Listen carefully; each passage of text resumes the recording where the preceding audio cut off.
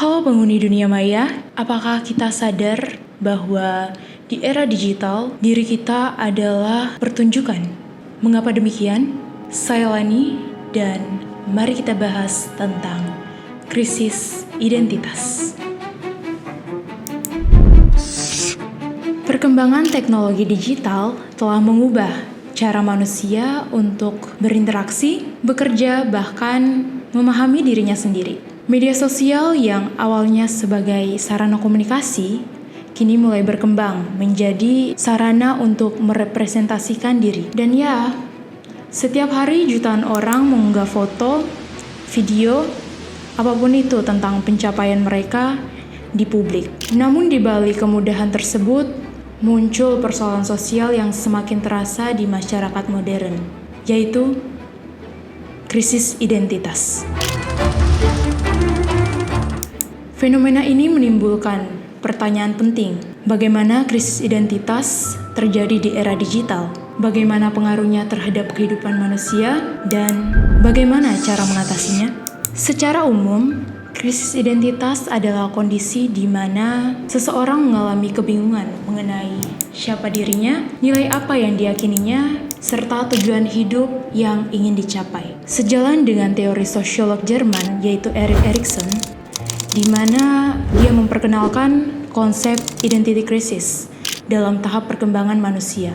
Individu yang membutuhkan identitas yang stabil untuk dapat memahami siapa dirinya dan bagaimana posisinya di masyarakat. Dalam konteks era digital, krisis identitas muncul ketika individu terus-menerus membandingkan dirinya dengan citra kehidupan orang lain yang ditampilkan di media sosial. Identitas yang seharusnya terbentuk melalui pengalaman, refleksi, dan interaksi nyata perlahan bergeser menjadi identitas yang dibangun berdasarkan ekspektasi publik dan tuntutan algoritma. Dan ya, media sosial juga memperkuat fenomena tersebut, di mana media sosial mendorong individu untuk menampilkan versi terbaik dari dirinya. Mulai dari foto yang dipilih untuk diupload ke Instagram atau pencapaian mereka, hingga opini yang ingin disampaikan seringkali disesuaikan dengan apa yang dianggap menarik atau diterima oleh audiens. Akibatnya, batas antara diri yang autentik dan diri yang dipertontonkan menjadi semakin kabur. Saya pernah baca buku tentang The Presentation of Self in Everyday Life yang ditulis oleh Bapak Goffman yang menjelaskan bahwa kehidupan sosial menyerupai panggung pertunjukan. Instagram, TikTok, dan media sosial adalah front stage-nya, dan kehidupan pribadi kita adalah backstage. Krisis identitas muncul ketika seseorang terlalu lama memainkan peran tertentu, hingga ia kehilangan dirinya sendiri. Banyak yang mulai mengukur nilai dirinya melalui jumlah pengikut, jumlah like, atau komentar yang ia terima. Ketika pengakuan digital menjadi sumber utama harga diri, identitas seseorang menjadi rapuh dan mudah berubah mengikuti tren yang mulai berkembang.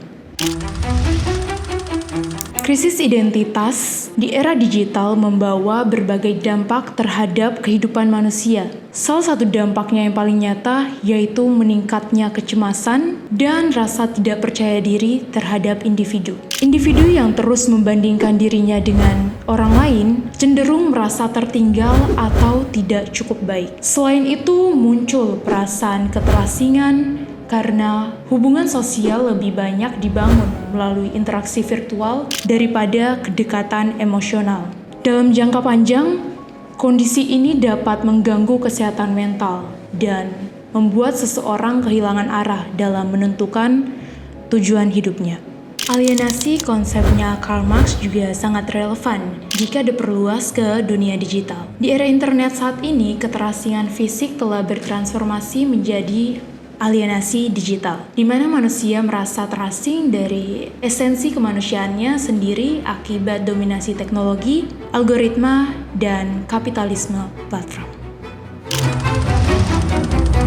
Untuk menghadapi masalah tersebut, kita perlu kesadaran yang kritis dalam menggunakan teknologi digital.